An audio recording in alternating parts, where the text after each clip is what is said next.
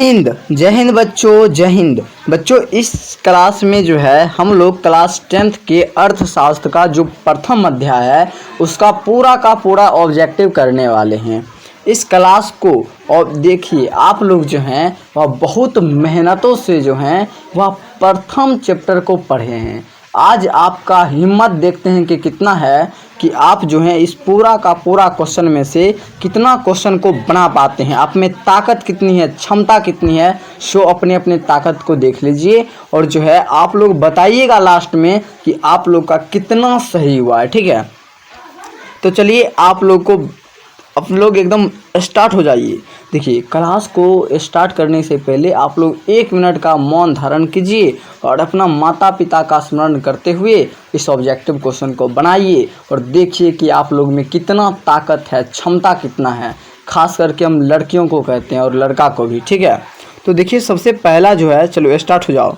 सबसे पहला जो है कहता है कि निम्न में से कौन अर्थव्यवस्था के प्राथमिक क्षेत्र में सम्मिलित है। निम्न में से कौन अर्थव्यवस्था के प्राथमिक क्षेत्र में सम्मिलित है। प्राथमिक क्षेत्र के अंतर्गत क्या आता है बताओ आप लोग को हम बताए थे लेक्चर जब ले रहे थे, क्लास जब ले रहे थे तो आप लोगों को हम बताए थे कि प्राथमिक क्षेत्र क्या है। ठीक है, तो जल्दी बताइए आप लोग। हाँ, तो ये किसका जवाब है जी? मीना कुमारी। मीना कुमारी का सही जवाब है कि सर जो है यह हो जाएगा कृषि क्षेत्र। प्राथमिक क्षेत्र के अंतर्गत आता है क्या? तो कृषि क्षेत्र। कृषि क्षेत्र को हम किस नाम से जानते हैं? प्राथमिक क्षेत्र के नाम से। ठीक है, बहुत अच्छा बहुत अच्छा, मीना कुमारी का सही जवाब है।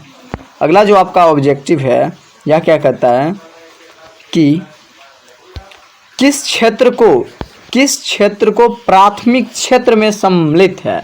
किस क्षेत्र को प्राथमिक क्षेत्र में सम्मिलित है। ठीक है, ऐसा कौन सा क्षेत्र है जो प्राथमिक, फिर वही क्वेश्चन है, आप लोग फंसिएगा नहीं सिर्फ। ठीक है, यही क्वेश्चन है कि किस क्षेत्र को हम लोग प्राथमिक क्षेत्र कहते हैं। ठीक है, तो कौन सा क्षेत्र हो जाएगा आप लोगों का? हो जाएगा कृषि क्षेत्र। ठीक है, इसका जवाब कौन दिया सबसे पहले? राहुल कुमार सबसे पहले दिया है इसका जवाब। बहुत अच्छा बहुत अच्छा।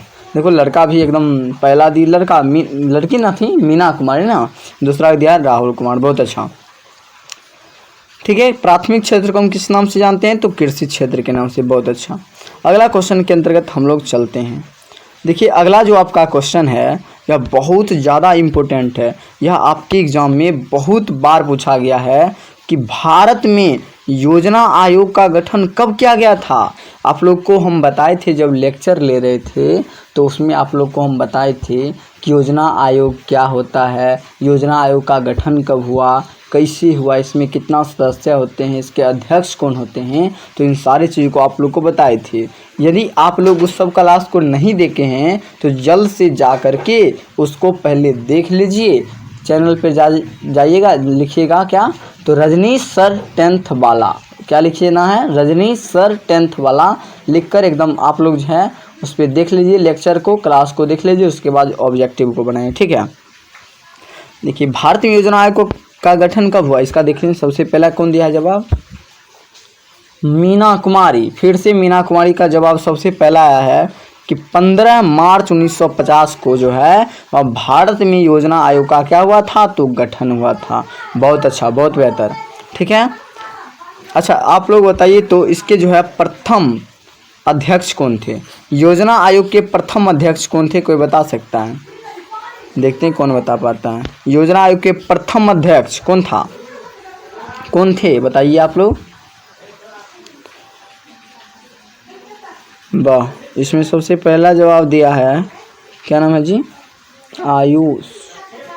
आयुष राज ना। आयुष राज का सबसे पहला जवाब है कि यह जो है ना इसके प्रथम अध्यक्ष थे पंडित जवाहरलाल नेहरू। बहुत अच्छा, आयुष कुमार का एकदम सही जवाब है। भारत में योजना आयोग का गठन हुआ कब? तो 15 मार्च 1950 को। और इसके प्रथम अध्यक्ष कौन थे? तो कौन थे? जवाहरलाल नेहरू, पंडित जवाहरलाल नेहरू। अच्छा आप लोग बताइए वर्तमान समय में इसके अध्यक्ष कौन है बताइए। वाह, क्या नाम है?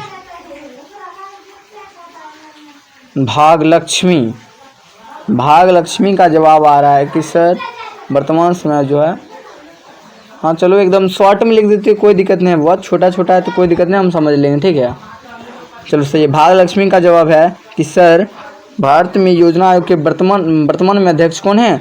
तो कौन है? मोदी जी। कौन है? मोदी जी। बहुत अच्छा, एकदम सही है।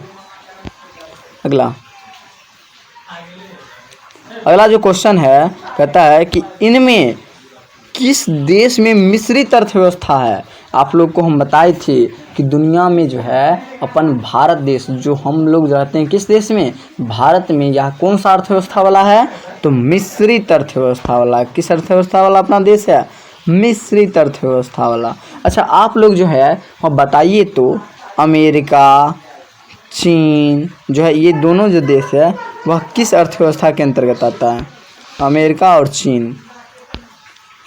चीन और अमेरिका कौन अर्थव्यवस्था वाला देश है? बताइए तो आप लोग। देखते कौन बता पाता है। हाँ छोटा छोटा लिख दो बुआ, उतना बड़ा लिखने का नहीं है, आप लोग को बहुत समय लग जाएगा। चलो यहाँ पर दिया है कि सर अमेरिका जो है वह पूंजीवादी अर्थव्यवस्था वाला और चीन जो है वह समाजवादी। बहुत अच्छा, एकदम सही है। किसका है देखिए तो, सबसे ऊपर का कमेंट देखे तो देखिए आलोक कुमार का कथन है कि सर इनमें से जो ना इसका क्या हो जाएगा? अमेरिका जो है वह पूंजीवादी और प्लस में चीन जो है वह समाजवादी अर्थव्यवस्था के अंतर्गत आता है। सही है एकदम, आलोक कुमार का सही है, बहुत बेहतर। अरे हम जहाँ पे पढ़ाते हैं ना वहाँ पर भी एक आलोक कुमार है। ये तो क्लास 10th का ना, उसमें क्लास 8 का एक बच्चा है आलोक कुमार ना, लगा कहीं वही तो नहीं जुड़ गया। देखिए अब 5वां जो आपका ऑब्जेक्टिव है, यह कहा गया है कि इनमें से किसी पिछड़ा राज्य कहा जाता है। इसमें जो यहाँ पर दिया हुआ है प्रमुख जो राज्य दिया हुआ है, जैसे पंजाब दिया हुआ, बिहार दिया हुआ, केरल और प्लस दिल्ली। इस राज्य में से कौन सा एक राज्य है जो एकदम पिछड़ा राज्य है? ठीक है, आप लोग को हम बताए थे कि कौन सा राज्य को हम लोग पिछड़ा राज्य के नाम से जानते हैं। तो हम लोग किस राज्य में रहते हैं बताइए? हम लोग बिहार राज्य में रहते हैं। यही क्या है? तो एकदम पिछड़ा राज्य है। कौन सा राज्य पिछड़ा है? तो अपना बिहार। ठीक है, अपना बिहार जो है वह किस राज्य के अंतर्गत आता है? तो पिछड़ा राज्य के अंतर्गत। ठीक है, यहाँ पर सिर्फ जनसंख्या विस्फोट करेगा और कुछ नहीं। सिर्फ यहाँ पे जनसंख्या अधिक मात्रा में, लेकिन विकास कुछ भी नहीं हुआ है अपना बिहार में ना। चलिए अगला ऑब्जेक्टिव के अंतर्गत चलते हैं हम लोग। कहता है कि भारत में सेवा क्षेत्र को सामान्यतः कितने भागों में बांटा जाता है? भारत में सेवा क्षेत्र को सामान्यतः कितने भागों में बांटा जाता है? ठीक है, कितने भागों में बांटा जाता है भारत में सेवा क्षेत्र को? सबसे पहला इसका जवाब कौन दिया है? मीना कुमारी का कथन है कि सर जी भारत में जो है वह सेवा क्षेत्र को 2 भागों में बांटा जाता है। बहुत अच्छा, सही एकदम। कितने भागों में बांटा जाता है? तो 2 भागों में। ठीक है, एकदम सही है। भारत में सेवा क्षेत्र को कितने भागों में बांटा जाता है? 2, एकदम सही है। चलो अगला ऑब्जेक्टिव के अंतर्गत चलते हैं। लड़का सब तुम सब पीछा हो रहा है, क्या बात है? जल्दी एकदम बनाओ फटाफट।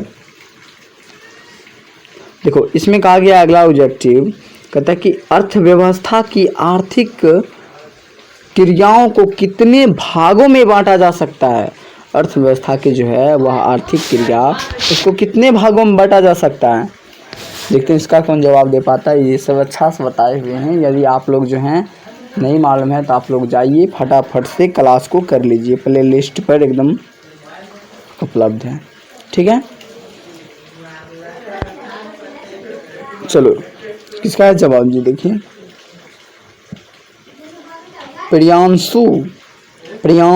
प्रियांशु कुमारी का जवाब है कि इसका 3 एकदम सेवा क्षेत्र को 3 भागों में बांटा जाता है। बहुत अच्छा, आर्थिक क्रियाकलाप को 3 भागों में, एकदम बहुत अच्छा। कौन कौन सा है बुआ बता सकती हो? देखते हैं कौन बता पाता है।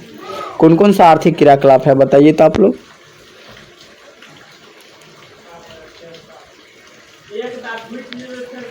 फटाफट बताओ।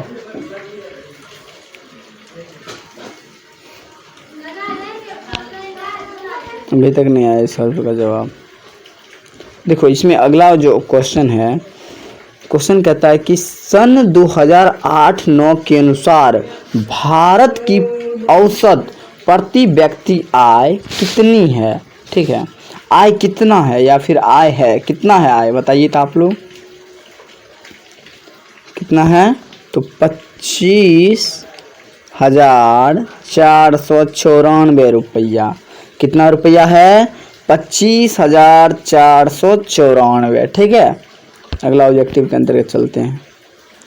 आप लोग एकदम ध्यान पूर्वक बनाइए और देखिए कि कितना आप लोग से सही हो रहा है, ठीक है। अगला जो है कहता है कि भारत में पहली पंचवर्षीय योजना की अवधि कब से कब तक थी, बताइए आप लोग। भारत में पहली पंचवर्षीय योजना की अवधि कब से कब तक था, बताइए फटाफट, जल्दी बताइए। चलिए बहुत अच्छा बहुत अच्छा, आ गया जवाब। 1951 से 1956, बहुत अच्छा। किसका जवाब है जी ये, सोनाली। चलिए सोनाली कुमारी जवाब दी है कि 1951 से 1956, एकदम बहुत अच्छा, सोनाली कुमारी का जवाब है। अगला कहता है कि राष्ट्रीय विकास परिषद का गठन कब हुआ था, बताइए आप लोग। राष्ट्रीय जो विकास परिषद है उसका गठन कब हुआ था, बताइए फटाफट। तो 6 अगस्त 1952 को, ठीक है। राष्ट्रीय विकास परिषद का गठन कब हुआ था, 6 अगस्त 1952 को, एकदम बहुत अच्छा, सही है एकदम पूरा। किसका है, सबसे पहला देखिए, सबसे पहला वंदना कुमारी का यह है कि कहते हैं कि सर जी राष्ट्रीय विकास परिषद का जो गठन है वह 6 अगस्त 1952 को हुआ था, बहुत अच्छा, वंदना कुमारी। अगला कहता है कि मानव विकास सूचकांक के कितने सूचक है, मानव विकास सूचकांक के कितने सूचक हैं, बताइए आप लोग। मानव को विकास के कुल कितने सूचक है, बताइए आप लोग फटाफट। वाह बहुत अच्छा, 3 सूचक हैं। अगला ऑब्जेक्टिव देखते हैं। कहता है कि संपूर्ण क्रांति का नारा किसने दिया था, संपूर्ण क्रांति जो है उसका नारा कौन दिए थे, वो बिहारी ना थे, हाँ, पटना में दी थी 5 जून 1974 को, याद है आप लोगों को। संपूर्ण क्रांति का नारा कौन दिए थे, तो जयप्रकाश नारायण। कौन दिए थे बच्चों, तो जयप्रकाश नारायण जी क्या दिए थे, तो संपूर्ण क्रांति का नारा, याद रख लीजिए डेट आप लोग, 5 जून 1974 को, ठीक है। अगला जो आपका ऑब्जेक्टिव है कहता है कि मनरेगा के अंतर्गत ग्रामीण मजदूरों को साल में कम से कम कितने दिनों के लिए रोजगार देने की व्यवस्था है। मनरेगा के अंतर्गत ग्रामीण मजदूरों को साल में कम से कम कितना दिनों के लिए रोजगार देने की व्यवस्था है, कितना दिनों के लिए, बताइए आप लोग, बताइए फटाफट। आप लोग को हम बताए थे कि मनरेगा योजना के अंतर्गत जो है ना, साल में कम से कम 100 दिन मजदूर को जो है क्या मिलना चाहिए, काम मिलना चाहिए, ठीक है। लेकिन अभी मिलता है क्या, नहीं मिलता है, ठीक है। अब चलते हैं हम लोग अगला ऑब्जेक्टिव के अंतर्गत। अगला कहता है कि आर्थिक क्रियाओं का उद्देश्य होता है, आर्थिक क्रिया का क्या उद्देश्य होता है, बताइए आप लोग। आर्थिक क्रियाकलाप है उसका क्या उद्देश्य होता है। आर्थिक, देखिए हम लोग काम क्यों करते हैं, रुपया काहे कमाते हैं, काहे कि हम लोग क्या कर पाए, अपना जीवन को चला सके ना, अपना जीवन को पाल सके, अर्थात जीविकोपार्जन, क्या हो जाएगा, जीविकोपार्जन, बहुत अच्छा। अगला, भारत की आर्थिक व्यवस्था है, कैसा है अपना भारत का अर्थव्यवस्था, ये तो क्वेश्चन सब बना देगा एकदम फटाफट, वाह, मिश्रित, वाह रे वाह, सबका आ रहा है एकदम जवाब। चलिए बहुत अच्छा, ऑप्शन सी क्या हो जाएगा, मिश्रित। भारत की अर्थव्यवस्था कैसी है, तो एकदम मिश्रित अर्थव्यवस्था ना, भारतीय अर्थव्यवस्था कैसा है, तो मिश्रित, बहुत अच्छा। अच्छा आप लोग बता सकते हैं कि मिश्रित अर्थव्यवस्था किसे कहते हैं, आप लोग यदि बता सकते हैं तो फटाफट बताइए, मिश्रित अर्थव्यवस्था किसे कहते हैं, फटाफट। सर लिखने में प्रॉब्लम हो रहा है, हाँ बुआ इतना बड़ा है तो लिखने में अच्छा कोई बात नहीं है। यदि आप लोग को नहीं होता लिखने में तो थोड़ा थोड़ा आप जो है ना एक एक लाइन करके लिख दीजिए, ऐसे स्पेलिंग लिख दीजिए, हम समझ जाएंगे। चलो परीक्षा ऐसा अर्थव्यवस्था जिस पे सभी लोगों का अधिकार होता है। चलो बहुत अच्छा है, क्या सही है, ठीक है। नहीं होता लिखने में ना। अच्छा तो आप लोग अपना अपना कॉपी में नोट करते जाइएगा, ठीक है। अगला जो है क्वेश्चन कहता है कि एक समाजवादी अर्थव्यवस्था में सर्वाधिक बल दिया जाता है, किस पर दिया जाता है सबसे अधिक बल समाजवादी अर्थव्यवस्था में? आप लोग को हम बताए थे कि समाजवादी अर्थव्यवस्था में जो है और सबसे यदि जो है बल दिया जाता है सबसे अधिक तो वह जाता है लोक कल्याण पर। लोगों का क्या हो, कल्याण हो, उसी के ऊपर दिया जाता है सबसे अधिक बल ना। किस व्यवस्था में? तो समाजवादी अर्थव्यवस्था में ना। आपका जो अगला क्वेश्चन है कहता है सामान्यता किसी देश के विकास का स्तर किस आधार पर निर्धारित किया जाता है? किसी देश का जो है विकास का स्तर वह किसके आधार पर निर्धारित होता है? बताइए आप लोग फटाफट, एकदम फटाफट जवाब दीजिए। सोचिए कि आपने कितना मेहनत किया है, उस मेहनत का क्या परिणाम आता है वह अभी ही पता चल जाएगा। देखिए आप लोग भले दूसरा को ना बताइए लेकिन अपना मन में सोचते रहिए, अरे भाई हमसे इतना गलती हो गया, ऐसे हो गया। भले आप बताइए या फिर ना बताइए दूसरा को, लेकिन अपना मन में ज़रूर रखिए, ठीक है। और सोचिए कि अगला बार जो है हम बहुत बेहतर करें, ऐसे एकदम सोच को बनाए रखिए, ठीक है। बताइए किसी देश के विकास के स्तर में किस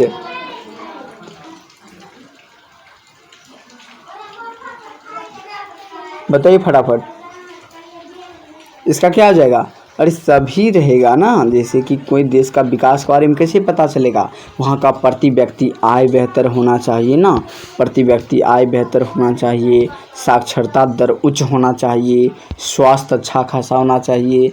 ये नहीं कि रुपया पैसा नहीं या नहीं पढ़ल लिखल है एकदम नहीं स्वास्थ्य है तो कैसे वो विकसित देश कहलाएगा ना। अगला कहता है कि भारत के पड़ोसी देशों में से किस देश का प्रति व्यक्ति आय सर्वाधिक है ना, मतलब अधिक है।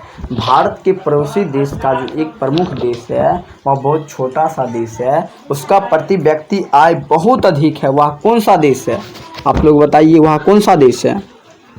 वह देश है श्रीलंका। कौन सा लंका है? श्रीलंका। देखिए आप लोग इस बार जो है श्रीलंका जो है भारत को एकदम क्या कहे बहुत बुरी तरह से मैच को फंसा लिया, ठीक है। अगला कहता है कि जिस देश की राष्ट्रीय आय अधिक होता है उस देश को हम लोग क्या कहते हैं? जे देश के पास अधिक रुपया पैसा रहेगा उसको हम लोग क्या कहेंगे? तो विकसित देश कहेंगे। क्या कहेंगे? विकसित देश। और जरा पास कम रहेगा तो उसे हम क्या कहते हैं? अविकसित देश। जरा पास अधिक रहेगा उसे हम कहते हैं विकसित देश, ठीक है, कोई दिक्कत नहीं। अब देखिए आपका जो अगला है क्वेश्चन कहता है कि निम्नलिखित में से कौन सा देश विकसित अर्थव्यवस्था का है? ये जो यहाँ पर 4 प्रमुख देश दिया गया है इसमें कहता है कि सबसे विकसित इसमें कौन सा देश है, ठीक है। आप लोग बताइए कि सबसे विकसित यहाँ पर कौन सा देश है? इंडोनेशिया है कि श्रीलंका है कि भारत है कि अमेरिका है? आप लोग जान भी करते होंगे कौन सा देश है, तो अमेरिका देश है। कौन सा देश है? अमेरिका, ठीक है। अमेरिका किस प्रकार का देश है? तो विकसित देश है, ठीक है। आपका अगला जो ऑब्जेक्टिव है यह है किस अर्थव्यवस्था में उत्पादन के साधन पर किसी व्यक्ति का अधिकार होता है, ठीक है। ऐसा कौन सा अर्थव्यवस्था है जिसमें किसी खास व्यक्ति का अधिकार होता है? बताइए किस अर्थव्यवस्था में?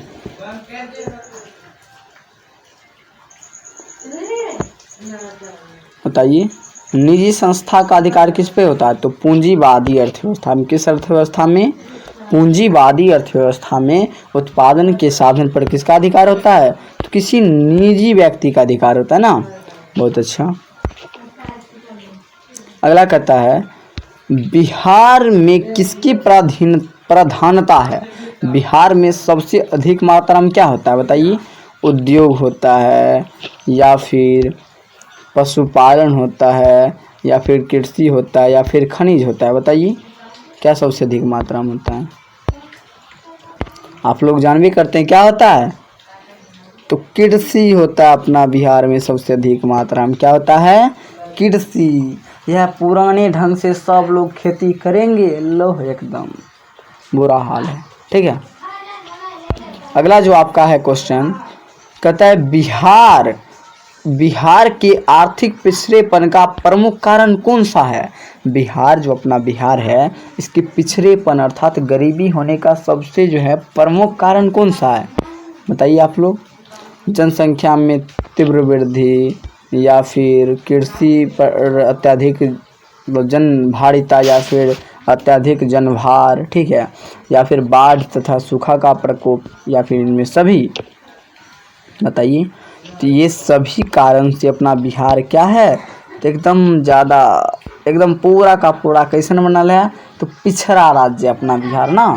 यह सब कारण से भारत में अपना बिहार में सबसे अधिक लोग खाली जनसंख्या विस्फोट करेंगे, वह कृषि पर एकदम निर्भर रहते हैं। यहाँ बाढ़ एकदम आता है, पूरा फसल को लेकर कभी चला जाता है, कभी सूखा आता है तो एकदम पूरा सुखाइए देता है। ठीक है। और जिस कारण से बिहार क्या नहीं हो पा रहा, तो विकसित नहीं हो पा रहा। ठीक है।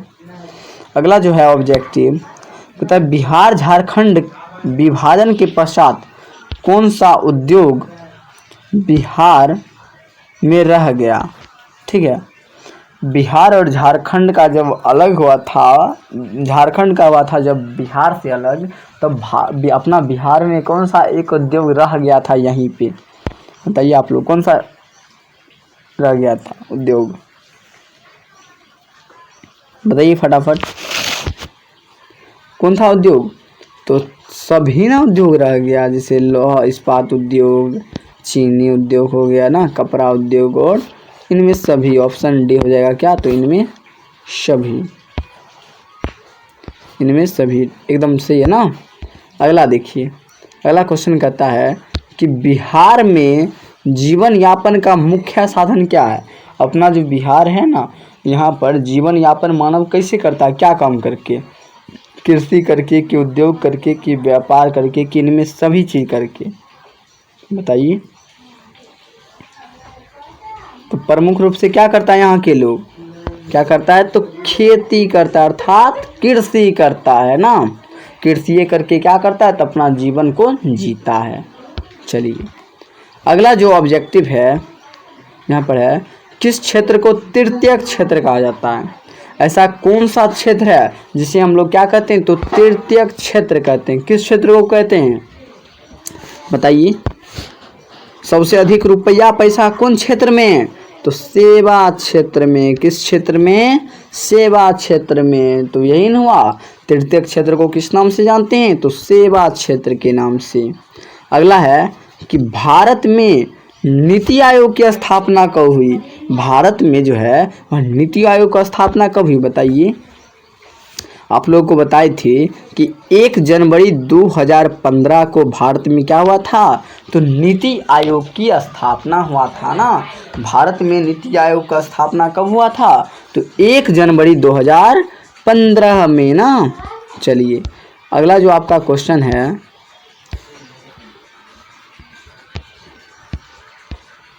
कहता है अंग्रेजों ने भारत का डैश किया।